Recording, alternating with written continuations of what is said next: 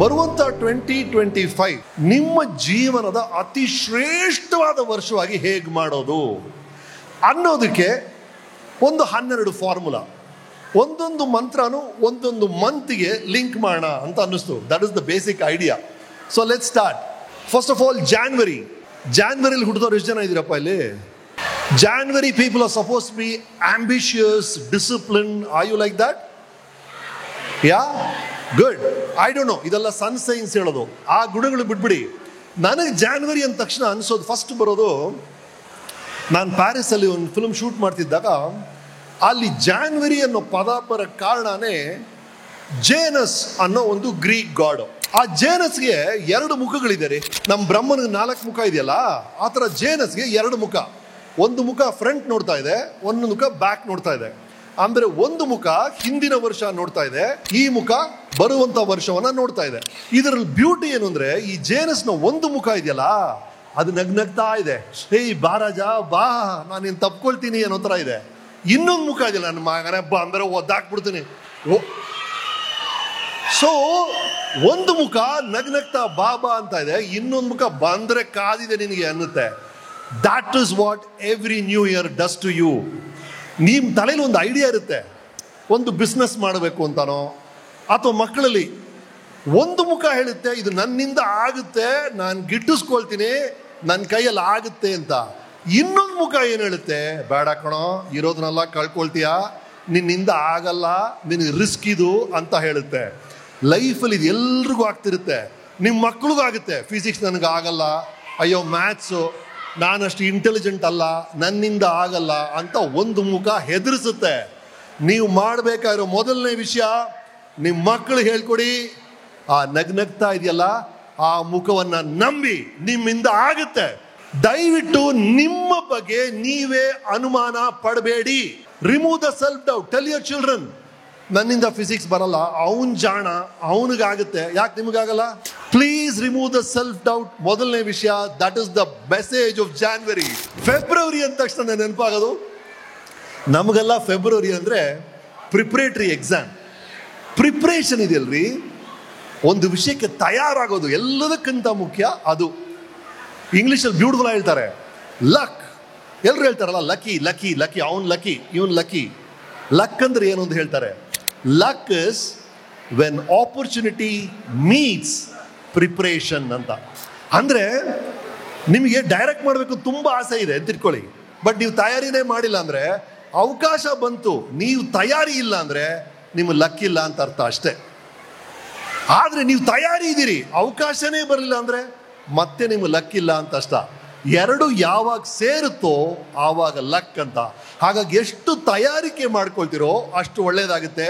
ನಾನು films direct ಮಾಡಿದಾಗ ಪಕ್ಕ ತಯಾರಿ ಇರ್ತೀನಿ, ಫುಲ್ ಹೋಮ್ ವರ್ಕ್ ಮಾಡ್ಬಿಟ್ಟಿರ್ತೀನಿ. ಇನ್ನೊಂದು ಬ್ಯೂಟಿ ಏನಂದ್ರೆ, you should be prepared and also be prepared for the unexpected. ನೀವು ನಿರೀಕ್ಷೆ ಮಾಡದೇ ಇರುವಂತ ಒಂದು ವಿಷಯ ಅಲ್ಲಿ ನಡೆಯುತ್ತೆ, ಅದಕ್ಕೆ ನೀವು ರೆಡಿ ಇರಬೇಕು. ನಾನು ರಾಮಶ್ಯಾಮ ಡೈರೆಕ್ಟ್ ಮಾಡ್ತಾ ಇದ್ದೀನಿ. ಕ್ಲೈಮ್ಯಾಕ್ಸ್ ಸೀನಲ್ಲಿ ಆ ಸೀನೆಲ್ಲ ಬರೆದಾಯ್ತು, ಎಲ್ರಿಗೂ ಡೈಲಾಗ್ ಕೊಟ್ಟಾಯ್ತು, ನಾನು ಶಾರ್ಟ್ ಇಟ್ಟಾಯ್ತು, ರೆಡಿ ಇದ್ದೀನಿ ಶೂಟ್ ಮಾಡೋಕ್ಕೆ. ಆ ಟೈಮಲ್ಲಿ ಊರುಷಿ ಅವ್ರು ಬಂದು ಹೇಳ್ತಾರೆ, ರಮೇಶ್ ನಾನು ಡೈಲಾಗ್ ಹೇಳಲ್ಲ, ನಾಯಿ ಥರ ಬಗಳ್ತೀನಿ ಅಂತಾರೆ. ನಾನು ಇರಿ ಮೇಡಮ್, ಏನು ಮೇಡಮ್ ನಾಯಿ ಥರ ಯಾಕೆ ಬಗಳ್ತೀರಾ? ಇಲ್ಲ ಇರಿ ಮೇಡಮ್ ಒಂದು ನಿಮಿಷ ಅಂತ ನಾನು ಕಮಲಾಸನ ಹತ್ರ ಓಡೋದೆ. ಸರ್ ಅವ್ರು ನಾಯಿ ಥರ ಬಗಳ್ತಾರಂತೆ ಸರ್ ಅಂತ. ಅವ ಕಮಲಾಸನ ಹೌದಾ ಅಂದರೆ ನಾನು ನಾಯಿ ಥರ ಬಗಳ್ತೀನಿ ಅಂದರು. ನಾನು ಪ್ರಿಪೇರ್ ಆಗಿದ್ದು ಡೈಲಾಗೇ ಬೇರೆ, ಬಟ್ ಇವ್ರು ಹೇಳ್ತಿದ್ದಾರೆ ನಾಯಿ ಥರ ಬಗಳ್ತೀನಿ ಅಂತ, ಅವರು ಹೇಳ್ತಿದ್ದಾರೆ ನಾಯಿ ಥರ ಬಗಳ್ತೀನಿ ಅಂತ.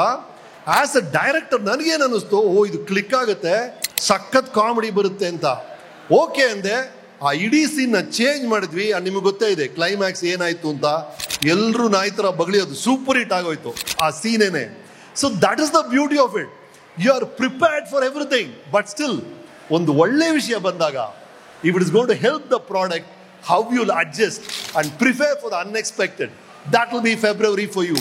March ಏನು ಗೊತ್ತೇನೋ, ಮಾರ್ಚ್ ಫಾರ್ವರ್ಡ್ ಅಂತ ಹೇಳ್ತಾರೆ, ನುಗ್ಗಿ ನಡೆ ಮುಂದೆ. ನಾವೆಲ್ಲ ನಿಮ್ಮ ವಯಸ್ಸಲ್ಲಿ ಇದ್ದಾಗ ನಾಗರ ಹೊಳೆ ಅಂತ ಒಂದು ಚಿತ್ರ ರಿಲೀಸ್ ಆಗಿತ್ತು, ಈ ಹಿರಿಯರೆಲ್ಲ ನೋಡಿರ್ತಾರೆ. ಅದಲ್ಲ ಅಂಬರೀಷ್ ಅವರು ಡ್ರೈವರ್ ಪಾತ್ರ, ಅವ್ರದ್ದೊಂದು ಹಾಡಿತ್ತು, ಯಾರಿಗ ನೆನಪಿದ್ಯಾ? ಇಲ್ಲೇ ಸ್ವರ್ಗ ಇಲ್ಲೇ ನರಕ ಬೇರೆ ಇಲ್ಲೇ ಸ್ವರ್ಗ, ಕರೆಕ್ಟ್. ಇಲ್ಲೇ ಮೇಲೇನಿಲ್ಲ ಸುಳ್ಳು. ಹುಟ್ಟು ಸಾವು ನೆಲ್ಲಡರ ಮಧ್ಯೆ 3 ದಿನದ. ಸೂಪರ್. ಆದ್ರೆ ನನಗೇನು ಅನಿಸ್ತದ್ರೆ, ಇಲ್ಲೇ ಸ್ವರ್ಗ ಇಲ್ಲೇ ನರಕ ಮೇಲೇನಿಲ್ಲ ಸುಳ್ಳು ಅಂದ್ರಲ್ಲ, ನನಗನ್ಸುತ್ತೆ ಮೇಲೇನೆ ಇದೆ. ಮೇಲೆ ಅಂದ್ರೆ ತುಂಬಾ ಆಕಾಶದ ಹೈಟ್ ಅಲ್ಲ, ಈ ರೂಫ್ ಹೈಟು ಅಲ್ಲ. ಇಲ್ಲಿದೆ ರೀ, ಇಲ್ಲೇ ಸ್ವರ್ಗ ಇಲ್ಲೇ ನರಕ ಬೇರೇನಿಲ್ಲ. ನಿಮ್ಮ ಥಾಟ್ಸೇ, ನೀವ್ ಏನ್ ಯೋಚನೆ ಮಾಡ್ತೀರೋ ಅದೇ ಸ್ವರ್ಗ ಅದೇ ನರಕ, ಬೇರೆ ಏನೂ ಇಲ್ಲ. ಎಷ್ಟು ಪಾಸಿಟಿವ್ ಥಾಟ್ಸ್ ನಿಮ್ಮ ಮೈಂಡ್ ಅಲ್ಲಿ ಇರುತ್ತೋ ಅಷ್ಟು ಹ್ಯಾಪಿ ಆಗಿರ್ತೀರ ನೀವು, ಅದೇ ಸ್ವರ್ಗ. ಕರಗೋ ಮಂಜೇನಲ್ಲ, ಕಷ್ಟ ನಷ್ಟ ಎಲ್ಲ ಎದುರಿಸಬೇಕು ಧೈರ್ಯದಿಂದ, ಬೇರೆ ದಾರಿ ಇಲ್ಲ. ಬೆಟ್ಟ ಕೊರೆದು ದಾರಿ ಮಾಡಿ ನೀರು ನುಗ್ಗೋ ಹಾಗೆ, ಮುಂದೆ ನುಗ್ಗಿ ಹೋದ್ರೆ ತಾನೇ ದಾರಿ ಕಾಣೋದ್ ನಮ್ಗೆ. ಅದು ನೀರು ದಾರಿ ಮಾಡ್ಕೊಂಡು ಹೋಗುತ್ತಲ್ಲ ಬೆಟ್ಟದಲ್ಲಿ, ಆ ತರ ನುಗ್ತಾ ಇರಬೇಕು ಏನ್ ಕಷ್ಟ ಬಂದ್ರು ಅನ್ನೋದು. ಅದನ್ನ ಹೇಳ್ಕೊಡಿ, ಸೋಲೋದಲ್ಲ. That is march forward. What is April? ನನಗೆ ನೆನಪಾಗೋದು ಏಪ್ರಿಲ್ ಅಂದ್ರೆ ಯುಗಾದಿ. ನಾನು ಯುಗಾದಿಯಲ್ಲಿ ಹೋದ್ಸಲ ಇನ್ಸ್ಟಾಗ್ರಾಮ್ ಅಲ್ಲಿ ಒಂದು ಪೋಸ್ಟ್ ಹಾಕಿದ್ದೆ. ಒಬ್ಬ ಕೂಲಿ ಬಂಡೆ ಹೊಡಿಯೋನು, ಬಂಡೆ ಹೊಡಿತಾ ಇದ್ದಾನೆ, ಸುತ್ತಿ ಇಟ್ಕೊಂಡು ಗುಳಿ ಇಟ್ಕೊಂಡು ಬಂಡೆ ಹೊಡಿತಾ ಇದ್ದಾನೆ. ಅರ್ಧ ನಿಕ್ಕರ್ ಹಾಕೊಂಡು ಬನಿನಲ್ಲಿ ಕೆಲಸ ಮಾಡ್ತಾನೆ. ಅಯ್ಯ, ಇದೆಲ್ಲ ಒಂದು ಜೀವನ, ಬಂಡೆ ಹೊಡಿಯೋದು. ನಾನು ಸ್ವಲ್ಪ ರಾಜಂತರ ಮಿಂಚಿದ್ರೆ ಎಷ್ಟು ಚೆನ್ನಾಗಿರುತ್ತೆ ಅಂತ ಅನ್ಕೊಂಡ. ತಗ ಮಗ ಅಂತ ಸೌಂಡ್ ಬಂತು, ದಿಢೀರಂತ ರಾಜ ಆಗ್ಬಿಟ್ಟ. ಓ, ಕುದುರೆ ಮೇಲೆ ಕೂತಿದ್ದಾನೆ, ಒಳ್ಳೆ ರಾಜರ ಕಿರೀಟ ಬಟ್ಟೆ, ಹೋಗ್ತಾ ಇದ್ದಾನೆ. ಎಲ್ಲ ಕಡೆ ಜನ ಸಲ್ಯೂಟ್ ಹೊಡಿತಾ ಇದಾರೆ, ಬಹಳ ಖುಷಿ ಅವನಿಗೆ. ಬಟ್ ಅವನಿಗೆ ಈ ಬಟ್ಟೆ ಎಲ್ಲ ಅಭ್ಯಾಸ ಇಲ್ವಲ್ಲ, ಬಿಸಿಲು, ಬೆವ್ತು ಬೆವ್ತು ಬೆವ್ತು ಸುಸ್ತಾಗೋಯ್ತು. ಮೇಲ್ ನೋಡ್ದ, ಛ, ಈ ರಾಜನಿಗಿಂತ ಸೂರ್ಯ ಗ್ರೇಟು, ನಾನು ಸೂರ್ಯ ಆಗಿದ್ರೆ ಎಷ್ಟು ಚೆನ್ನಾಗಿರುತ್ತೆ ಅನ್ಕೊಂಡ.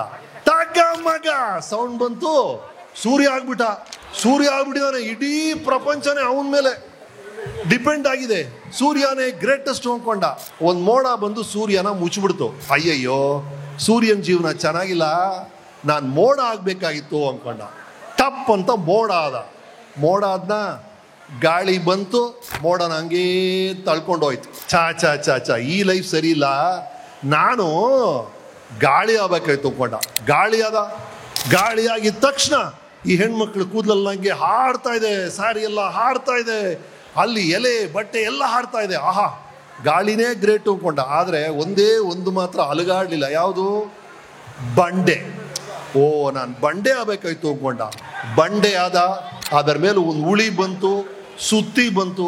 ಆಗ ಅನ್ನಿಸ್ತು, ಬಂಡೆ ಹೊಡಿಯೋನು ಬಂಡೆಗಿಂತ ಗ್ರೇಟು, ನಾನು ಬಂಡೆ ಹೊಡಿಯೋನು ಆಗ್ಬೇಕಾಗಿತ್ತು ಅಂತ ಮತ್ತೆ ಫಸ್ಟ್ ಕೋರ್ಗೆ ಬಂದಂತೆ. ಈ ಕಂಪ್ಯಾರಿಸನ್ ಇದೆಯಲ್ಲ, ನಾನು ಅದಾಗಬೇಕಾಗಿತ್ತು, ನನ್ನ ಮಗ ಅವಳ ಥರ ಓದಬೇಕಾಗಿತ್ತು, ನನ್ನ ಮಗ ಅವನ ಥರ ಓಡಬೇಕಾಗಿತ್ತು, ಈ ಥರ ಕಥೆ ಆಗುತ್ತದು. ಫಸ್ಟ್ ಸ್ಕ್ವೇರ್ಗೆ ಬರುತ್ತೆ. ನಿಮ್ಮ ಮಕ್ಕಳು ಯಾವ ಸ್ಥಿತಿಲಿದ್ದಾರೋ, ಯಾವ ರೀತಿಯಲ್ಲಿ ಇದ್ದಾರೋ, ಅದಕ್ಕಿಂತ ಗ್ರೇಟ್ ಪೊಸಿಷನ್ ಇಲ್ಲ. ದಯವಿಟ್ಟು ಪ್ಲೀಸ್ ಡೋಂಟ್ ಕಂಪೇರ್. ಇನ್ನೊಬ್ಬರ ಜೊತೆ ನಿಮ್ಮ ಮಕ್ಕಳನ್ನ ಹೋಲಿಸಬೇಡಿ. That is what April is about. May ಅಂದ್ರೆ ನಮಗೆ ನೆನಪಾಗೋದು ಬೇಸಿಗೆ ರಜಾ ಸರ್. ಆ ಬೇಸಿಗೆ ರಜದಲ್ಲಿ ಅದು ಇಡೀ ದಿನ ರಸ್ತೆಯಲ್ಲಿ ಲಗೋರಿ ಆಡೋದು, ಕ್ರಿಕೆಟ್ ಆಡೋದು, ಆ ಮಜಾ ಐತಲ್ಲ ಸರ್. ಅಥವಾ ಅಜ್ಜಿ ಮನೆಗೆ ಹೋಗೋದು, ಅಜ್ಜಿ ಮನೇಲಿ ಕಸಿನ್ಸ್ ಎಲ್ಲ ಬಂದಿರ್ತಾರೆ. ಆ ಬೇಸಿಗೆ ರಜಾ, ಆ ಪ್ಲೇ ಇದೆಯಲ್ಲ, ಆ ಆಟ ಇದೆಯಲ್ಲ, ಅದು ರೀ ಲೈಫಲ್ಲಿ greatest thing is enjoy your life like a play. And what is June about? June ಅಂದ್ರೆ ನನಗೆ ನೆನಪಾಗೋದು ಆ ಹೊಸ ಸ್ಕೂಲು, ಆ ಹೊಸ ಬುಕ್ಸು, ಹೊಸ ಬ್ರೌನ್ ರ್ಯಾಪರ್ ಹಾಕೋದು. There's a beautiful line in English. He says, when was the last time you tried something for the first time? When was the last time you tried something for the first time? Hey, ನಾನು ಇದ್ರಿಗೆ ಮಾಡಲೇ ಇಲ್ಲಪ್ಪ, ಈಗ ಮಾಡಿದೆ ಅಂತ 40 ವರ್ಷದಲ್ಲಿ, 50 ವರ್ಷದಲ್ಲಿ, 60 ವರ್ಷದಲ್ಲಿ ಹೇಳುವಂತ ವಿಷಯ ಏನಾರು ಇದೆಯಾ ನಿಮ್ಮಲ್ಲಿ? ಆ ಥರ ನಾ ಟ್ರೈ ಮಾಡಿದಿರಾ? ಹೊಸದನ್ನ ಟ್ರೈ ಮಾಡೋದು ಈ ವಯಸ್ಸಲ್ಲೇ ನಿಂತೋಯ್ತು ಎಷ್ಟೊಂದು ಜನಕ್ಕೆ. ಅದನ್ನ ನಾನು ಹೇಳ್ತಾ ಇರೋದು, ಪ್ಲೀಸ್ ಟ್ರೈ ಸಮಥಿಂಗ್ ನ್ಯೂ. ನಾನು ಯಾವತ್ತೂ ಗ್ಲಾಸ್ ಹಾಕೊಂಡಿಲ್ಲ, ಇವತ್ತು ಸುಮ್ಮನೆ ಸ್ಟೈಲು. ಹೊಸ ಗ್ಲಾಸ್ ಬಂತು, ಯಾಕೆ? ಟ್ರೈ ಸಮಥಿಂಗ್ ನ್ಯೂ ಅಷ್ಟೇ. ಅದು ಕೀಪ್ ಟ್ರೈಂಗ್ ಸಮಥಿಂಗ್ ನ್ಯೂ. ವಯಸ್ಸಾಯ್ತು ಅಂತಲ್ಲ ಸರ್, ಏನೋ ಒಂದು ಮಾಡ್ಬೇಕು. ನಾನು ಬರೀ ಆಕ್ಟರ್ ಆಗಿದ್ದಿದ್ರೆ ಅಲ್ಲೇ ಲೈಫ್ ಮುಗಿದೋಗಿರೋದು. ರೈಟರ್ ಆಗಬೇಕು ಅನ್ನಿಸ್ತು, ಡೈರೆಕ್ಟರ್ ಆಗಬೇಕು ಅನ್ನಿಸ್ತು, ವೀಕೆಂಡ್ ವಿತ್ ರಮೇಶ್ ಮಾಡಬೇಕು ಅನ್ನಿಸ್ತು. ಈ ಥರ ಸ್ಪೀಕಿಂಗ್ ಅಸೈನ್ಮೆಂಟ್ಸ್ ಹೋಗ್ತಾ ಇದ್ದೀನಿ. Because I am trying new things, I feel so good. ದಯವಿಟ್ಟು ನೀವು ಸರಿ, ನಿಮ್ಮ ಮಕ್ಕಳು ಸರಿ, ಟ್ರೈ ಸಮಥಿಂಗ್ ನ್ಯೂ. ಅದು ಏನಾದರೂ ಸರಿ. ಜುಲೈ, ಆಗಸ್ಟ್, ಸೆಪ್ಟೆಂಬರ್ ಸೇರಿಸ್ಬಿಡೋಣ. ಯಾಕಂದರೆ ಜುಲೈ ಪರ್ಸ್ನಲಿ ನನಗೆ ನನ್ನ ಮದುವೆ ಆಗಿದ್ದ ತಿಂಗಳು, ನನ್ನ ಮಗನ ಬರ್ತ್ಡೇ, ಆಗಸ್ಟ್ ನನ್ನ ಮಗಳು birthday. So let's talk about family, let's talk about husband and wife and children. Such a beautiful thing. ನಾನು 2-3 ಅದ್ಭುತವಾದ ವಿಷಯಗಳು. ಈ ಫ್ಯಾಮಿಲಿ ಅನ್ನೋ ವಿಷಯ ಇದೆಯಲ್ರಿ ಲೈಫಲ್ಲಿ. ಕೆಲಸ ಮುಗಿಸ್ಕೊಂಡು ವಾಪಸ್ ಮನೆಗೆ ಹೋದಾಗ ಅಥವಾ ಸ್ಕೂಲಿಂದ ವಾಪಸ್ ಮನೆಗೆ ಹೋದಾಗ ಆ ಕಿಟಕಿಯಲ್ಲಿ ಒಂದು ಮುಖ ನಿಮಗೋಸ್ಕರ ಕಾಯ್ತಿರುತ್ತೆ ಅಂದರೆ ಅದಕ್ಕಿಂತ ಸಂತೋಷ ಏನಿದೆ sir? It's a most beautiful thing. ನಾನು ಎಷ್ಟೋ ಕಡೆ ನಮ್ಮ ಶೋಸಲ್ಲಿ ಕೂಡ ಹೇಳಿದ್ದೀನಿ, ಡಿಕ್ಷನರಿಯಲ್ಲಿ ಎಷ್ಟೊಂದು ವರ್ಡ್ಸ್ ಇದೆ, but the most beautiful word in the entire dictionary is family. ಕುಟುಂಬ ಅನ್ನೋದಕ್ಕಿಂತ ಒಂದು ದೊಡ್ಡ ಅದ್ಭುತವಾದ ಪದನೇ ಇಲ್ಲ. ಅದನ್ನು ಸೆಲೆಬ್ರೇಟ್ ಮಾಡುವಂಥ ಅವಕಾಶಗಳು ಎಷ್ಟು ಸಿಗುತ್ತೋ ಪ್ಲೀಸ್ ಸೆಲೆಬ್ರೇಟ್ ಇಟ್. ಇದೇನಾಗಬೇಕು ಅಂದರೆ ಸರ್, ಗಂಡ ಹೆಂಡತಿಯ ವ್ಯಾಲ್ಯೂ, ಹೆಂಡತಿ ಗಂಡನ ವ್ಯಾಲ್ಯೂ, ಇಬ್ಬರು ಮಕ್ಕಳ ವ್ಯಾಲ್ಯೂನ ಅರ್ಥ ಮಾಡ್ಕೋಬೇಕು ಅಷ್ಟೇ ಸರ್. ಅದು it is never one sided. A family, happy family cannot be one person. There should be a happy father, happy mother, happy child. ಎಲ್ಲರೂ ಹ್ಯಾಪಿ ಆಗಿರಬೇಕು. ಆ ಥರ ಒಂದು ವಾತಾವರಣ ಎಲ್ಲರ ಲೈಫಲ್ಲಿ ಬರಬೇಕು ಅನ್ನೋದು ನನ್ನ ಆಸೆ. ನಾನು ಭೈರಾದೇವಿ ಅಂತ ಒಂದು ಚಿತ್ರ ಮಾಡ್ತಿದ್ದೆ, ವಾರಣಾಸಿಯಲ್ಲಿ ಶೂಟಿಂಗು. ವಾರಣಾಸಿಯಲ್ಲಿ ಮಣಿಕರ್ಣಿಕಾ ಘಾಟ್ ಅಂತ ಒಂದು ಜಾಗ ಇದೆ. ಅಲ್ಲಿ ಎಲ್ಲ ಕಡೆ ಟೆಂಪಲ್ಸ್ ಇದೆ. ಎಲ್ಲ ಟೆಂಪಲ್ ಸ್ಟ್ರೈಟ್ ಆಗಿರ್ಬೇಕಾದ್ರೆ ಒಂದೇ ಒಂದು ಟೆಂಪಲ್ ಮಾತ್ರ ಹಿಂಗ್ ವಾಲಿದೆ. ಓಕೆ, ಅದರ ಇನ್ಕ್ಲಿನೇಷನ್ನು ಲೀನಿಂಗ್ ಟವರ್ ಆಫ್ ಪೀಸ್ ಆಗಿಂದ ಜಾಸ್ತಿ ಅಂತ ಹೇಳ್ತಾರೆ. ಅದ್ರ ಹಿಂದೆ ಒಂದು ಕತೆ ಹೇಳ್ತಾರೆ. ಮಾನ್ ಸಿಂಗ್ ಅಂತ ಒಬ್ಬ ರಾಜ ಇದ್ದಂತೆ. ಆ ರಾಜನಿಗೆ ಅವ್ರ ತಾಯಿ ಕಂಡ್ರೆ ವಿಪರೀತ ಪ್ರೀತಿ. ನಮ್ಮ ತಾಯಿ ನನಗೆ ಎಷ್ಟು ಕೆಲಸ ಮಾಡಿದ್ದಾರೆ, ನಮ್ಮ ತಾಯಿ ಋಣನ ತೀರಿಸ್ಬೇಕು ಅಂತ ದೇವಸ್ಥಾನ ಕಟ್ಟದ್ನಂತೆ. ದೇವಸ್ಥಾನ ಕಟ್ಬಿಟ್ಟು ದೇವಸ್ಥಾನದ ಒಳಗೋಗಿ ಅಬ್ಬಾ ಎಷ್ಟು ಚೆನ್ನಾಗಿದೆ ದೇವಸ್ಥಾನ, ಇವತ್ತು ನನ್ನ ತಾಯಿಯ ಋಣ ತೀರ್ತು ಅನ್ನಂತೆ. ಹೇಳಿದ ತಕ್ಷಣ ದೇವಸ್ಥಾನನೇ ವಾಲ್ಬಿಡ್ತಂತೆ. ತಾಯಿಯ ಋಣ ಹೇಗೋ ತೀರಿಸ್ತೀಯ ದಡ್ಡ ಅಂತ ಆಕಾಶದಿಂದ ಒಂದು ವಾಣಿ ಕೇಳಿಸ್ತಂತೆ. ಅಲ್ಲಿ ಹೇಳ್ತಾರೆ, ತಾಯಿಯ ಋಣ ತೀರ್ಸಕ್ಕೆ ಆಗಲ್ಲ ಅಂತ ಋಣ ಅದು ಅಂತ. ಅಂತ ತಾಯಂದ್ರು ಎಲ್ಲರೂ ಇಲ್ಲಿ ಸೇರಿದ್ರ. ನಿಮ್ಮ ಋಣವನ್ನ ಈ ಮಕ್ಕಳು ಯಾವ ತರ ತೀರಿಸ್ತಾ ಅಂದ್ರೆ, one day you will be proud of your kids. They will do such amazing work. Want you boys and girls? You should make your parents proud of you. Okay? Yes. So that is what it is. September is Teachers Day. Madam, to all of you. ನೋಡಿ, ಇವತ್ತು ನಾವು ಏನೋ ಇಂಗ್ಲೀಷಲ್ಲಿ ಮಾತಾಡ್ತೀವಿ, ಕನ್ನಡಲ್ಲಿ ಮಾತಾಡ್ತೀವಿ. ಇವರಲ್ಲಿ ಯಾರೋ ಒಬ್ರು ನಮ್ಗೆ ಹೇಳ್ಕೊಟ್ಟಿರೋದು ಇಂಗ್ಲೀಷು, ಕನ್ನಡ. ನಮ್ಮ ಇಂಜಿನಿಯರಿಂಗ್ ಯಾರೋ ಟೀಚರ್ ಹೇಳ್ಕೊಟ್ಟಿದ್ದು. ನಾವೇನ್ರಿ, ನಮಗೇನ್ರಿ ಗೊತ್ತು? ಎಲ್ಲ ಯಾರೋ ಹೇಳ್ಕೊಟ್ಟಿದ್ದು. ಹಾಗಾಗಿ to all the teachers a big salute. September is for respecting teachers. October ಅಂದ್ರೆ ವಿಜಯದಶಮಿ ರೀ. ನನಗೆ ಒಂದ್ ಕಡೆ ಎಲ್ಲ ಕಡೆ ಹೇಳ್ತೇನೆ ವಿಜಯದಶಮಿ, ದುರ್ಗಾ.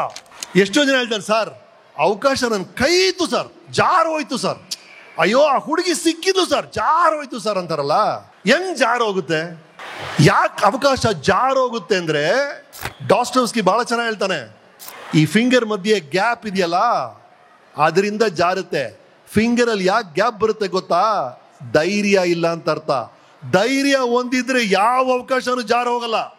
ಯಾವ ಹುಡುಗಿನೂ ನಿಮ್ ಕೈ ಬಿಟ್ಟು ಹೋಗೋ ಚಾನ್ಸೇ ಇಲ್ಲ. ಧೈರ್ಯ ಇರಲಿಲ್ಲ ಅಂತ ಅರ್ಥ. October is about that. ನಿಮ್ಮಲ್ಲಿ ಸರ್ವ ಗುಣಗಳಿರ್ಬೋದು, ನೀವು ಅತಿ ಬುದ್ಧಿವಂತ ಇರ್ಬೋದು, ನೀವು ಶ್ರೀಮಂತ ಇರ್ಬೋದು, ಆದರೆ ಧೈರ್ಯ ಅನ್ನೋ ಒಂದು ಗುಣ ಇಲ್ಲ ಅಂದ್ರೆ ನೀವು ದೊಡ್ಡ ಯಶಸ್ಸು ನೋಡಕ್ಕೆ ಆಗೋದೇ ಇಲ್ಲ. ಹಾಗಾಗಿ please tell your children to be courageous. ಧೈರ್ಯ ಎಲ್ಲದಕ್ಕಿಂತ ಮುಖ್ಯ ಆಗುತ್ತೆ. ನವೆಂಬರ್ ಆಫ್ ಕೋರ್ಸ್ ನಮ್ಮ ಭಾಷೆ. ನಾನೇನ್ ಮಾಡಿದೆ, ಅಟ್ಲಾಂಟಾ ಹೋದಾಗ ಒಂದು ಶಾರ್ಟ್ ಆಗಿ ಒಂದು ಸ್ಲೋಗನ್ ನಮ್ಮ ಕನ್ನಡದ ಬಗ್ಗೆ ಬೇಗ ಅನಿಸ್ತು. ಆ ಟೈಮಲ್ಲಿ ನನಗೆ ಅನಿಸಿದ್ದು, ಕನ್ನಡದ ಶಕ್ತಿ ಕನ್ನಡಿಗ, ಕನ್ನಡಿಗನ ಶಕ್ತಿ ಕನ್ನಡ. ನಮ್ಮ ಶಕ್ತಿ ನಮ್ಮ ಭಾಷೆ, ನಮ್ಮ ಭಾಷೆಯ ಶಕ್ತಿ ನಾವು.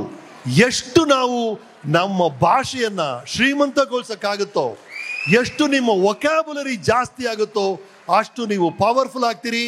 ನಿಮ್ಮ vocabulary is your super power. ಮಕ್ಕಳ ವೊಕ್ಯಾಬುಲರಿನ ಎಷ್ಟು ಹೈ ಮಾಡೋಕ್ಕಾಗುತ್ತೋ ಅಷ್ಟು ಹೈ ಮಾಡಿ. So coming to the last month of the year is December. ನೋಡಿ, ಡಿಸೆಂಬರ್ ಬಂದ ತಕ್ಷಣ ಎಷ್ಟೊಂದು ಜನ ಜಾಕೆಟ್ಸ್ ಹಾಕೊಂಡಿದ್ರಿ, ಸ್ವೆಟರ್ ಹಾಕೊಂಡಿದ್ರಿ. ಅದೇ ರೀ, ಅಷ್ಟೇ ಅದು. ವೆದರ್ ಚೇಂಜ್ ಆದಾಗ ಹೊಂದ್ಕೋಬೇಕು. ದ ಹೋಲ್ ಸಕ್ಸಸ್ ಸ್ಟೋರಿ ಲೈಫಲ್ಲಿ ಏನು ಅಂದರೆ ಕಾಲಕ್ಕೆ ತಕ್ಕಂತೆ ಕುಣಿಯಬೇಕು. How we adapt ourselves to changing situations. ಇದೊಂದೇ ಇರೋದು ಲೈಫ್ನ ಎಲ್ಲ ಸಕ್ಸಸ್ಗಿರೋದು. ಆಟೋ ಕರೆಕ್ಷನ್ ಅಂತ ಹೇಳ್ತೀವಿ. Auto correction. ನೀವು ಕಾರ್ ಡ್ರೈವ್ ಮಾಡ್ಕೊಂಡು ಹೋಗ್ತಿರಲ್ಲ, ನಿಮಗೇ ಗೊತ್ತಿಲ್ಲದೆ ರೇರ್ ವ್ಯೂ ಮಿರರ್ಲಿ ಏನೋ ಆಗ್ತಿರುತ್ತೆ, ಲೆಫ್ಟ್ ತಗೊಳ್ತೀರಾ, ಅಲ್ಲೊಂದು ಗಾಡಿ ಬಂದರೆ ಸ್ವಲ್ಪ ಅವಾಯ್ಡ್ ಮಾಡ್ತೀರಾ, ಇಲ್ಲಿ ಬ್ರೇಕ್ ಹಾಕ್ತೀರಾ, ಇಲ್ಲಿ ಆಕ್ಸಲರೇಟರ್ ಹಾಕ್ತೀರಾ, ಎಲ್ಲೋ ಸ್ಲೋ ಮಾಡ್ತೀರಾ. ಅಕ್ಕಪಕ್ಕ ಏನು ನಡೀತಿದೆ ನೋಡ್ಕೊಂಡು ಹೆಂಗ್ ಡ್ರೈವ್ ಮಾಡ್ತಿರೋ ಅದೇ ಥರ ಜೀವನ. ಏನೇನು ಬದಲಾವಣೆಗಳಾಗ್ತಿದೆಯೋ ಅದಕ್ಕೊಂಡು ಹೋಗ್ತಾ ಇರಿ. Your life will be super. These are the 12 things. So ಇದನ್ನೆಲ್ಲ ಹಾಕೊಂಡು your 2025 will be the best year of your life. ನಿಮ್ಮೆಲ್ಲರ ಪ್ರತಿಯೊಬ್ಬರ ಜೀವನ 2025 ಅತಿ ಶ್ರೇಷ್ಠವಾದ ವರ್ಷವಾಗಿರಲಿ. ಮತ್ತೊಮ್ಮೆ ನಿಮ್ಮೆಲ್ರಿಗೂ very very happy new year. ಬಾಯ್.